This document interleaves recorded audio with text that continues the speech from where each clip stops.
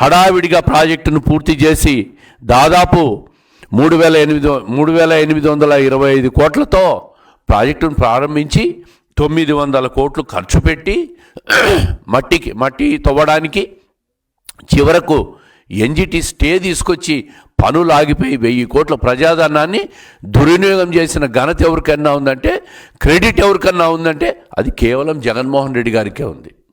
ఈరోజు కృష్ణా జలాల తర్వాత వివాదంలో కూడా పక్క రాష్ట్రంలో కర్ణాటకలో ఎత్తిపోతల పథకాలన్నీ కూడా నిర్మిస్తూ ఆల్మట్టి డ్యామ్ని ఎత్తు పెంచుతూ ఉంటే కూడా చూస్తూ ఊరుకున్న క్రెడిట్ ఎవరికన్నా ఉందంటే అది జగన్మోహన్ రెడ్డి గారికే ఉంది. ఈరోజు చెప్తున్నాం, రాయలసీమలో ప్రాజెక్టులు పూర్తి చేసే క్రెడిట్ జగన్మోహన్ రెడ్డి గారికి ఉంటే, అదేవిధంగా జగన్మోహన్ రెడ్డి గారి క్రెడిట్ ఏమైనా ఉందంటే తల్లిని చెల్లిని ఇంటి నుంచి గంటేసిన క్రెడిటు, అదేవిధంగా 11 ఈడీ సిబిఐ కేసులు పెట్టించుకున్న క్రెడిటు జగన్మోహన్ రెడ్డి గారికి ఉంది.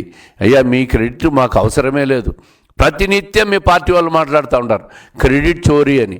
క్రెడిట్ చోరీకి అర్థం తెలియని మీరు మళ్ళీ క్రెడిట్ గురించి మాట్లాడుతూ ఉంటారు. ఏ క్రెడిట్ ఉందని చెప్పి మీరు క్రెడిట్ చోరీ గురించి మాట్లాడుతూ ఉంటారు?